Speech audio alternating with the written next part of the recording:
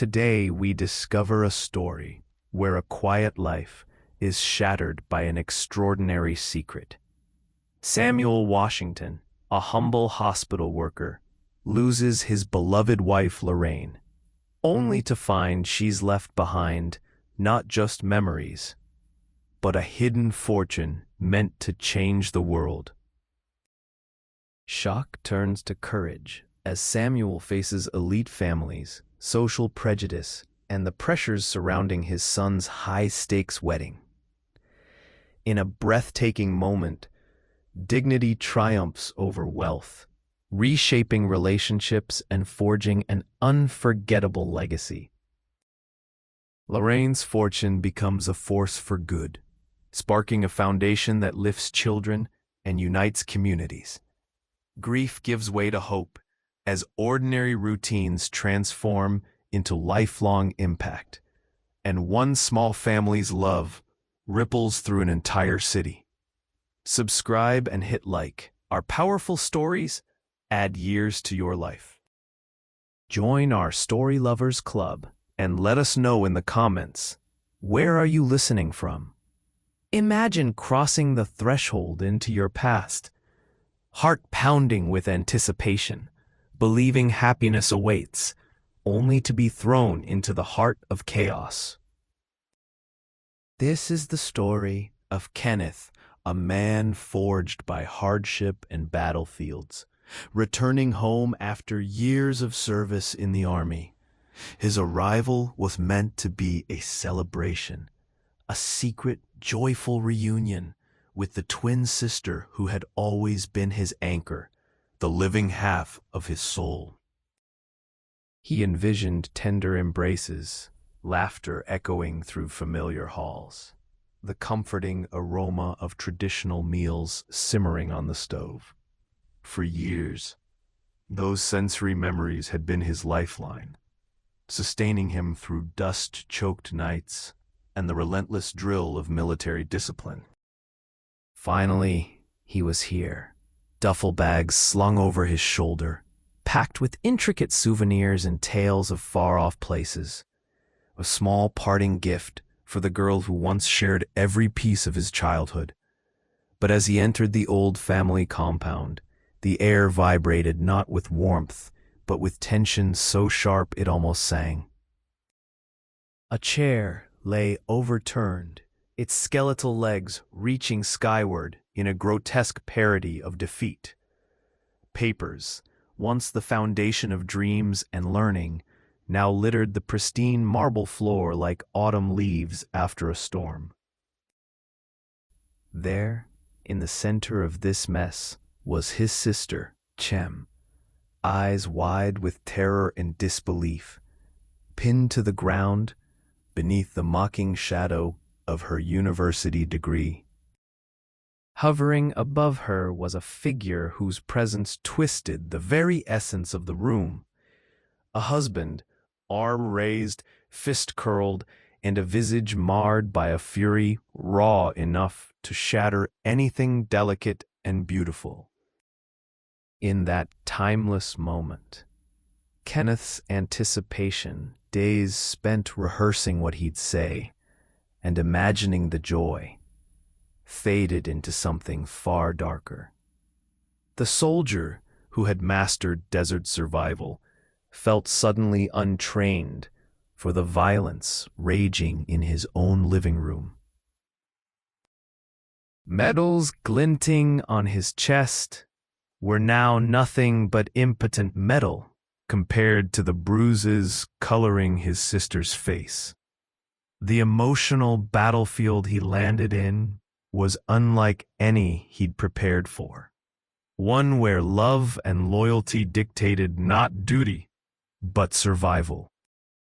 As chaos erupted, Kenneth was transported back in time, swept away on a current of memory.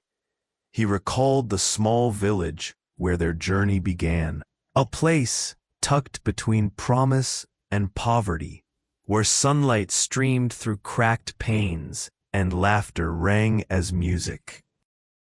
He and Chem had been inseparable, threading flowers into her hair, carving dolls from scraps of wood with their father's revered pocket knife.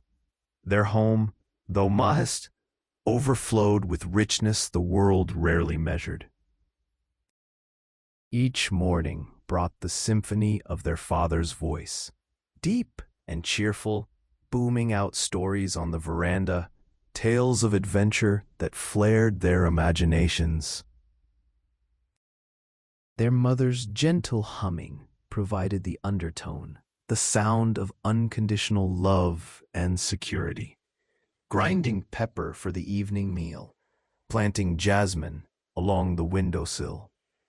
The rhythm of life was steady, the sunsets always promising another day knitted tightly with kindness. Yet fragility was the true nature of such perfection. Like the morning mist that gathers above the Lagos lagoon and vanishes without warning, their happiness could not last forever. It began with a simple cough, dry and persistent, tearing through the quiet nights, disrupting godless sleep, unraveling the comfort each child clung to. The village healer was summoned, a wise old soul with comforting eyes but trembling hands. And after laying his palm over their father's chest, he could only offer words the twins failed to comprehend. "Consumption, too late. Prepare yourselves," he murmured, his voice a prophecy of looming pain.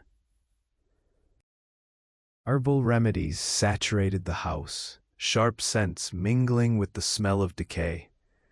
Despite hope and effort, nothing could halt the advance of the disease, gnawing at their father's spirit. The physical transformation was stark. Hands that once lifted children to the boughs of mango trees turned translucent and frail. His voice dwindled to ghostly whispers on each strained breath. Their father's decline cast shadows that reached beyond immediate pain, stretching into days and tomorrows. Kenneth and Chem watched helplessly as strength faded from the man who'd been their fortress. His eyes, always quick to twinkle with laughter, now held a deep sorrow, seeing into a future emptied by his impending absence. Then, on a rain-soaked afternoon, the inevitable happened. The sky unleashed torrents, hammering the tin roof as if nature itself mourned. Their mother collapsed beside the lifeless body of her beloved, her wails splitting the hush with unspeakable grief. From that moment, she was no longer whole. She retreated into the silence of loss, unable to eat the gifts provided by neighbors. Immune to the laughter Kenneth worked so hard to coax out. Even the empty chair became an altar to a happiness lost.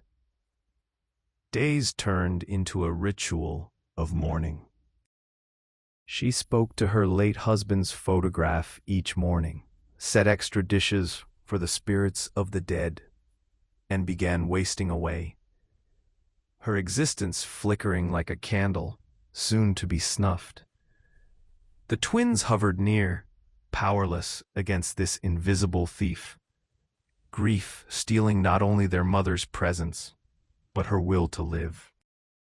She spent hours unmoving, anchored to the veranda where stories once flourished, lost in dialogue with voices no one else could hear. Kenneth, desperate to reclaim her, attempted miracles, performing the magic tricks their father had perfected, gifting bouquets of wildflowers, cooking soups that ended in culinary disaster. But nothing penetrated the fog. One early, rain-drenched Tuesday, Chem tried to wake their mother, but encountered the quiet finality of death. The village doctor declared that her heart had broken cleanly. "Some wounds," he explained, "are so deep, that survival becomes impossible. The house, once bustling and vibrant, was emptied, left only with echoes and the terrified breath of two orphaned children who suddenly understood the vast, cold enormity of the world outside. 8 years old, alone, trembling in the face of a world suddenly cruel and indifferent, Kenneth clung to his sister with the desperate certainty of a shipwrecked soul. "We have each other, Chem. We'll always have each other," he promised, voice raw, chest heaving. "In the shadows of loss," he vowed, unaware that such a promise would come to shape his every choice, exacting demands he could scarcely imagine. What followed was a blur of funerals, the ritual parade of neighbors dressed in black, the low hum of gossip, relatives appearing from the recesses of family history, all to judge, redistribute, and claim. Adults discussed the fate of the orphan twins, their voices thick with duty and burden. Kenneth and Chem sat, too small for the benches assigned to them, watching possessions being bartered as if they were worthless trinkets. Among the vultures emerged Uncle Taiwo, their father's younger brother, and his wife, Auntie Folake, a woman whose smile was as sharp as her words, appraising the remnants of the twins' former life with calculating eyes. While she knelt beside them, her honeyed voice promised care and compassion. But Kenneth detected the grip of her fingers on Chem's arm, and the thinly veiled resentment in the way she spoke. Plans were made without the twins in mind, as if they were mere shadows, obstacles in the way of a tidy inheritance. As soil fell onto the graves of their parents, echoing like rain dampening dead leaves, Kenneth's chest filled not only with grief, but with a chilling understanding. Their childhood had ended with the first handful of earth. The adults, absent during times of prosperity, now circled in hopes of extracting every last resource, including the children who had unwittingly become collateral in a family transaction. That first night under Uncle Taiwo's roof was the inauguration of a new existence. The twins lay on thin mats in a suffocating storage room, surrounded by sacks of rice and discarded furniture, listening to the muffled arguments of their relatives. The grown-ups spoke of obligations and expenses, their voices tinged with resentment. The twins were no longer children to be cherished, but liabilities to be managed, unwelcome intruders in someone else's life. Kenneth, wide awake and counting the cracks in the ceiling, understood with devastating clarity that they were not wanted. Chem's quiet sobs dwindled as exhaustion took over, sealing them both in helplessness. Tomorrow would bring not warmth or comfort, but endless reminders of their orphan status and the cruelties of adults who saw them as dead weight. Yet as the night wrapped around them, Kenneth held Chem close, whispering promises of protection, a binding spell against despair that might, someday, wreck him. Family, he learned, could be a prison, one built with false kindness rather than steel bars, and guarded by the unspoken laws of power and inheritance. Their parents' house, once a sanctuary, was already spoken of as a property to be divided or sold, their lives bartered for profit bloom. The boy who once knew only innocent play was soon faced with battles for survival, forced to fight not for land or money, but for dignity and the right to exist. Their new home sat on the town's edge, painted a screaming yellow, meant to hide the rot growing within. As they arrived with their handful of belongings, Auntie Flake greeted them with disdain, setting the tone. This was no haven. You'll earn your keep, she barked. No special treatment. Her own children watched gleefully from the doorway, sensing the unfolding spectacle. Labor replaced play. Kenneth and Chem woke before dawn, worked until nightfall, existing on scraps and hand-me-downs, while their cousins feasted. Hope diminished, replaced by resignation. Chem's spirit, once buoyant, faded, and Kenneth, learning the bitter edge of injustice, started plotting their future escape with the cunning of someone pushed too far. But resilience often thrives in the crucible of adversity. Even as the days stretched as gray and barren as the rainy season, Kenneth refused to let go of the promise he'd made to Chem, or to the memory of the parents who had once cocooned them in laughter and light. While most children flirted with mischief and dreams, Kenneth's daydreams were laced with strategies for survival. He learned to anticipate Auntie Folake's demands, preempting criticism with diligent chores. Chem, retaining a fragment of childhood innocence, found solace in hidden corners of the compound, fashioning flowers from yarn scraps, or scribbling her name onto discarded school books. Despite the grinding routine, small sparks of hope occasionally glimmered in their drab existence.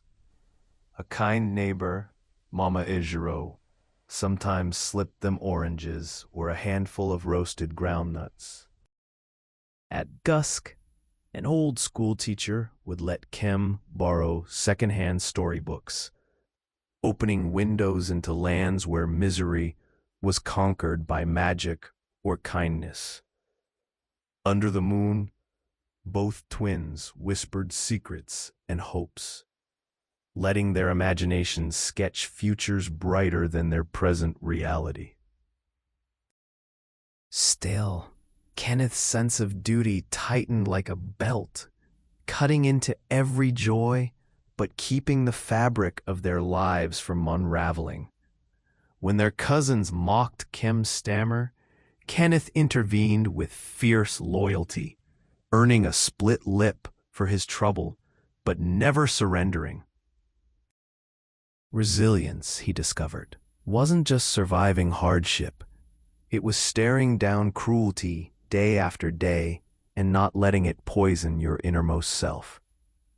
These were lessons he would carry with him forever, ingrained deeper than any classroom recitation.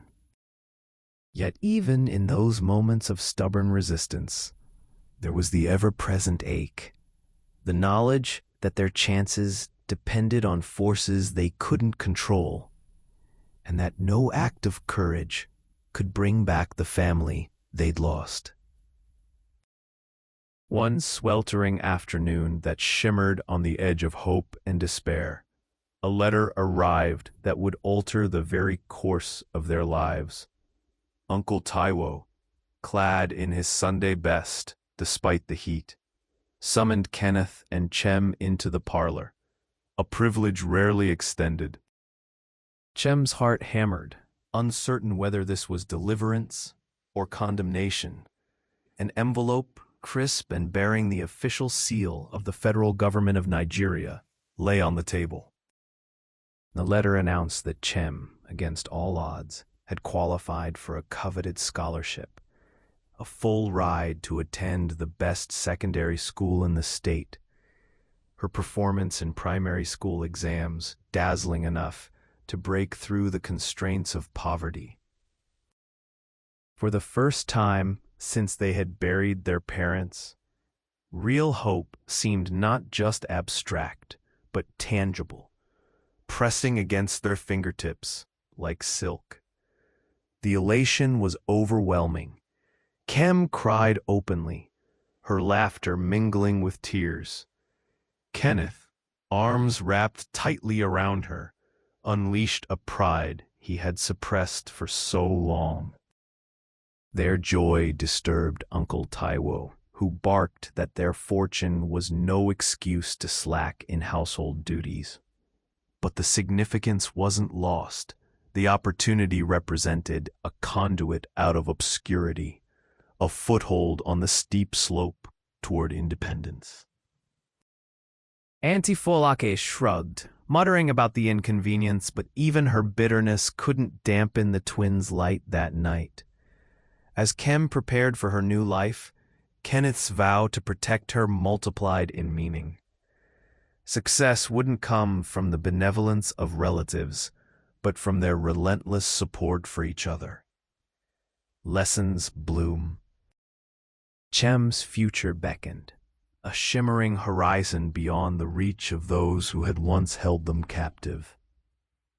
Chem's departure was a moment woven from equal strands of anguish and anticipation.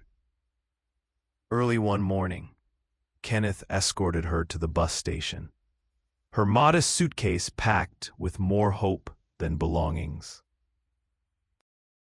The whistle of the departing bus marked not just her physical journey, but a kind of emotional dividing line, the first time the twins had ever been truly separated.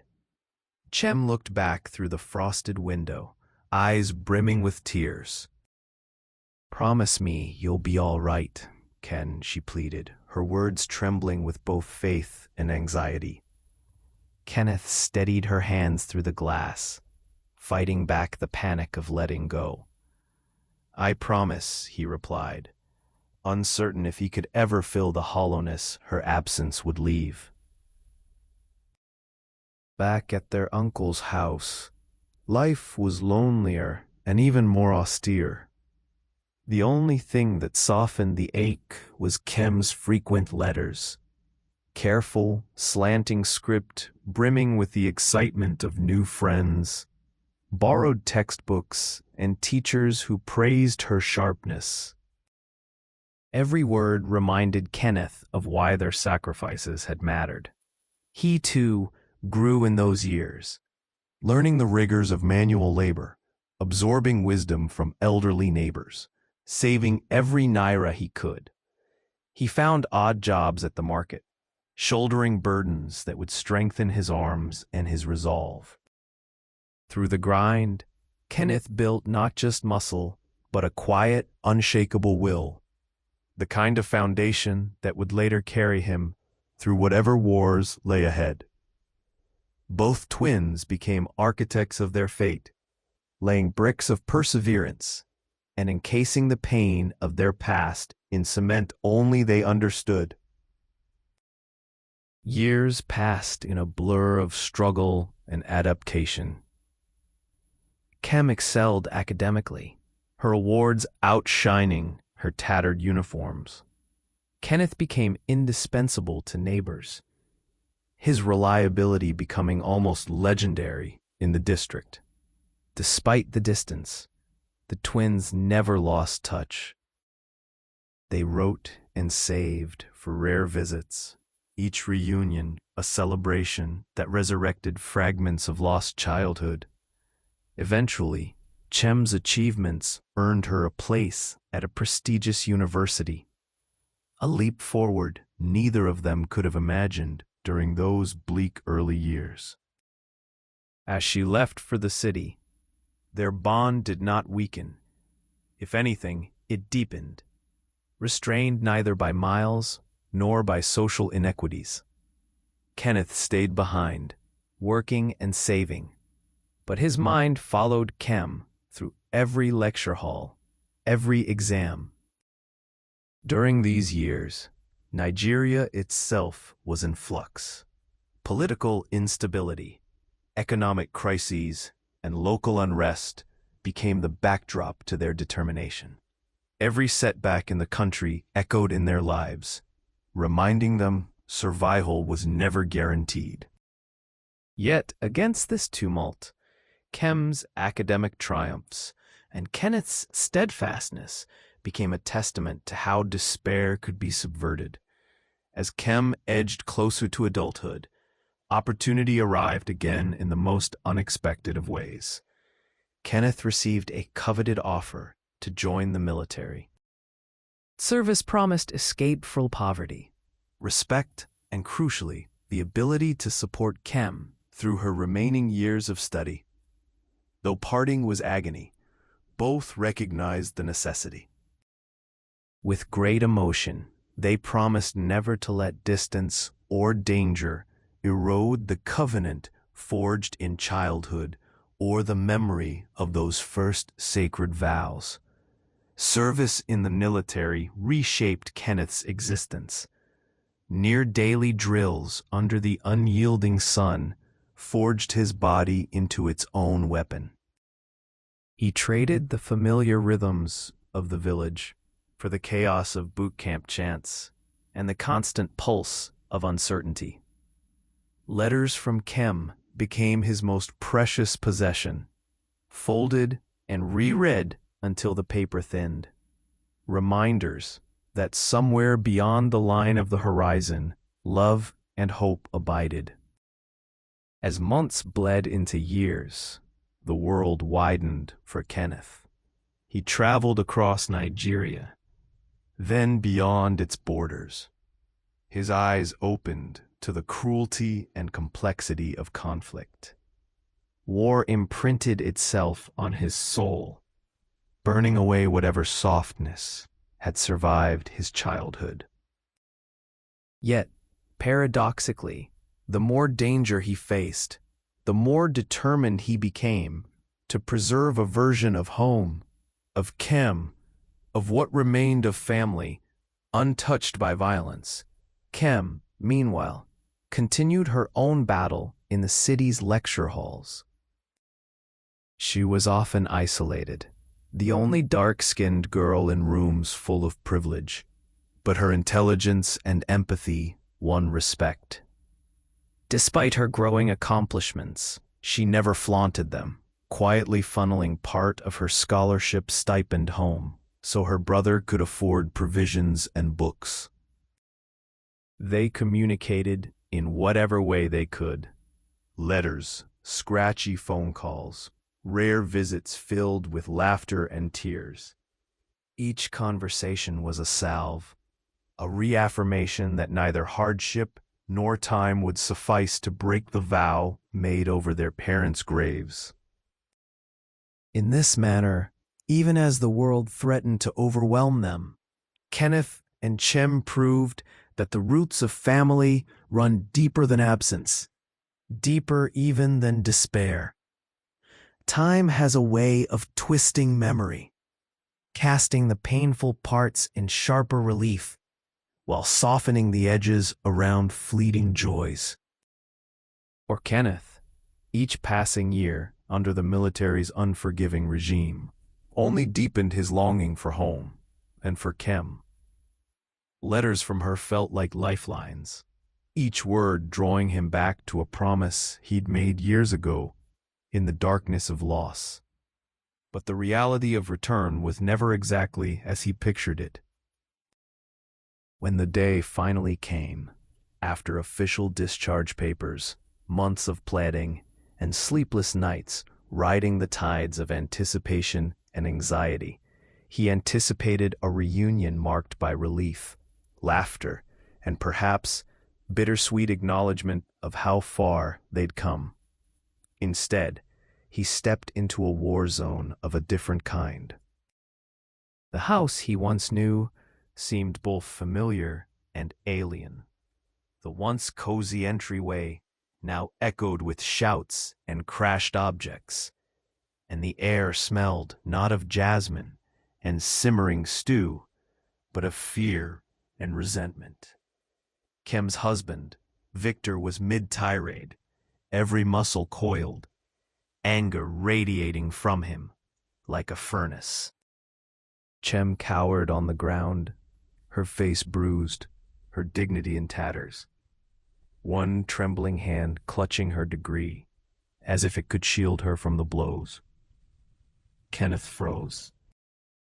The many battles he'd fought, against external enemies, desperate poverty, senseless violence, were nothing compared to the horror of seeing the strongest person he knew rendered voiceless and violated in her own home. He felt a wild surge of rage, mixed with shame that he hadn't been here to prevent this. Gone was the shy girl with a ready smile and a hunger for books. In her place was a woman stripped of safety, her spirit battered by someone she should have been able to trust. Confronting Victor demanded all the discipline Kenneth had gained in the army. He wanted to strike, to unleash a decade's worth of righteous fury, but his training held him in check. He couldn't afford to become the thing he hated. Violence wouldn't heal Chem or erase her pain. Instead, Kenneth's words became his weapons, each one steady and cold as steel, his tone betraying only the barest tremor of emotion. Victor sneered, unmoved. To him, Kenneth was nothing but an interloper, an old soldier trying to wear the mantle of hero at the expense of another man's pride. You don't know what goes on here. This is not your business, Victor spat, his voice oozing entitlement. But Kenneth wouldn't be cowed. He was more than a brother. He was Chem's last protector, the living embodiment of those promises, hammered into his soul over years of hardship. The confrontation stretched on, voices rising and falling, neighbors gathering outside, whispering and speculating. In a moment thick with tension, Chem finally found her voice, shaking but resolute. Kenneth is my brother. He always will be. What happens to me is his business, because I am his family, in ways you've never understood. The declaration fractured something in Victor's resolve. He stormed out, muttering threats. Kenneth gathered Chem in his arms, holding her as she sobbed, the dam finally breaking. The scene was raw, almost primal, a return to the vulnerability of two children orphaned by fate, and now years later, battered yet unbroken by the world's cruelties.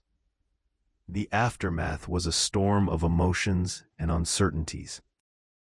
Chem and Kenneth, alone now, sat amid the debris, papers scattered, furniture toppled, shadows lengthening as dusk settled in.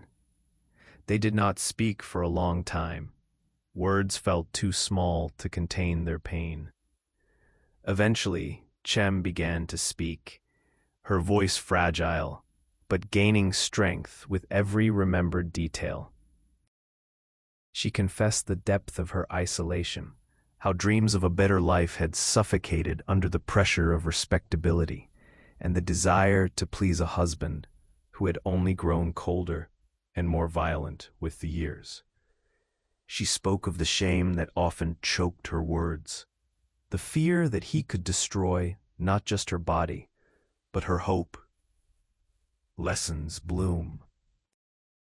Chem's success, hard-won and born from sacrifice, had become a source of bitterness for Victor, not pride.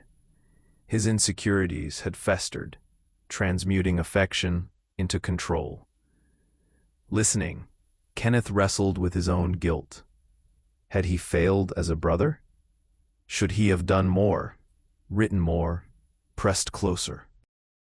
The hard truth was, both twins had survived by sacrificing parts of themselves, and sometimes doing everything right still wasn't enough to stave off tragedy. What mattered now was being present together and building healing from the ruins. They spent the next days in deep conversation, revisiting old memories, reading Chem's favorite books, cooking together the stews that reminded them of their long-gone mother. Each small ritual became resistance against despair, each shared meal a statement that they would not be defined by suffering. Slowly, flickers of resilience returned to Chem's eyes, and Kenneth, though scarred by his own experiences, remembered a time when joy was easier to find. With the immediate threat of Victor gone, Chem and Kenneth began the work of charting a future free of fear. There were legal hurdles, filing official complaints, securing protection, and navigating a justice system with a long history of failing women. But Chem approached each step with new determination, propped up by her brother's unwavering support. When the wider family caught wind of the events, reactions were mixed. Some urged Chem to return to her husband, shrouding their advice in the language of tradition and obligation. For the sake of family, forgive. For the sake of status, endure.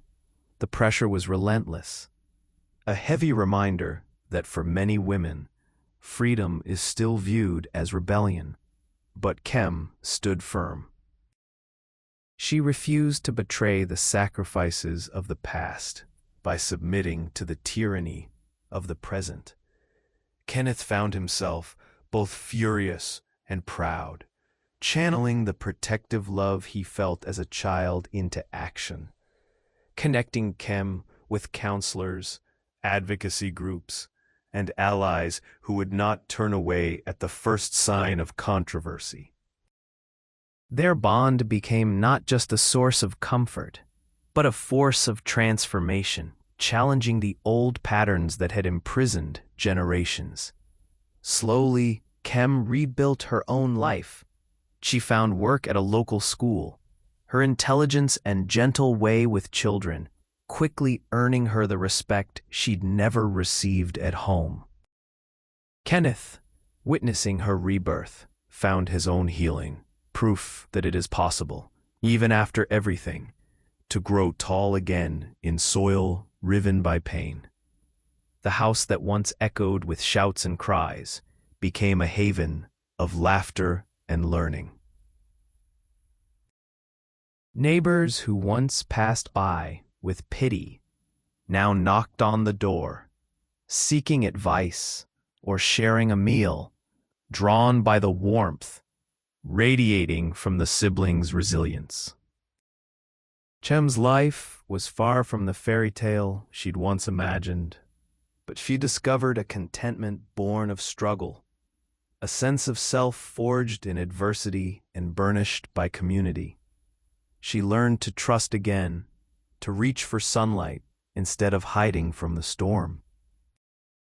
Kenneth, too, adjusted to the rhythms of ordinary life, his military wit and discipline turning him into an unofficial leader among the youth, teaching them not just to fight, but to heal.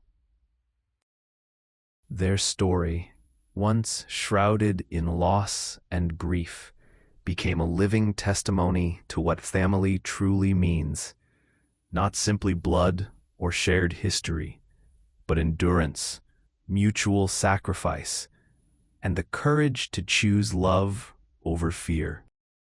Whenever setbacks threatened, they reached for each other, the memory of their parents, and the vow made so many years before, "We'll always have each other." As Chem looked toward a future she had finally claimed, and Kenneth watched his own wounds begin to close, both knew the promise endures, not just in them, but in any heart that refuses to be broken, no matter the darkness that tries to close in. The transformation within Chem and Kenneth's home began to ripple outward, its effects registering quietly at first, and then gaining momentum in the surrounding community. Word spread about Chem's defiance and her brother's unwavering loyalty, not as bursts of scandal, but as whispers of inspiration. Neighbors, particularly women, observed with a cautious optimism. Some, once resigned to the idea that suffering in silence was all life had to offer, found in Chem's resilience a permission slip to hope for better. Chem, initially reluctant to become an example, realized that her story was a silent sort of revolution. She joined support circles, lending an ear and a spirit sharpened by adversity to others. It was never about pride or seeking applause, but about lending strength to those still trapped in fear. She helped women draft their own first letters of protest, coached them on filing official reports against abuse, and offered the comfort of kinship to children bewildered by violence at home. Kenneth, meanwhile, found that sharing his own experiences, both as a survivor of hardship and as a soldier, gave him a sort of local authority. Young men, many of whom had believed might made right, began to see in him a different path. That true strength was not an excuse for domination, but a power to protect, uplift, and heal. He mentored boys and men alike, teaching them to question toxic legacies, and that empathy did not make them weak. The house became a kind of grassroots refuge, a temporary haven for battered women, a place of planning for advocacy groups, and sometimes just a quiet corner for a neighbor needing respite. From this humble, rebuilt foundation, Chem and Kenneth's little acts, born out of pain and love, grew into seeds for real change, challenging the traditions that had once nearly destroyed them. As Chem and Kenneth matured, memory offered both comfort and challenge. The memories of their parents remained vivid, some days comforting, other days unbearably sharp. On quiet evenings, when the night air grew soft and scented with distant cooking fires, the siblings sat together and recounted old stories of mango trees, childish laughter, the warmth of a mother's arms, and a father's rich, steady voice telling tales under the starlight. They realized that grief, once an anchor dragging them down, could, with time and community, become a compass. Their ability to remember, not just the pain, but the love, allowed them to forgive themselves for what they could not control, and to channel that forgiveness outward. Chem sometimes wept for her younger self, for the naive dreams lost and the innocence stripped away. Kenneth occasionally revisited his hardest nights in the army, letting the ghosts of trauma pass through him rather than shutting them out. Together, they built new rituals to honor their parents. Annual gatherings drew new friends, neighbors, and even former adversaries, all coming together to celebrate life endurance in the face of loss. These moments of remembrance also became moments of learning. They taught the next generation about resilience, family, and the quiet heroism of refusing to let hardship define your entire narrative. Time did not erase the wounds, but it did bring unexpected blessings. As Chem devoted herself to her work and activism, she slowly opened herself to the possibility of love. This time, a love grounded in equality, respect, and shared purpose.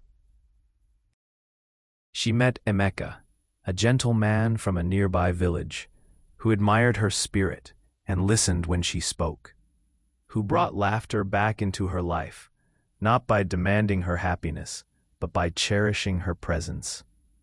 Lessons bloom. Their courtship was slow, deliberate, built on countless conversations beneath the flame trees, shared meals, and honest acknowledgement of the pain each person carried.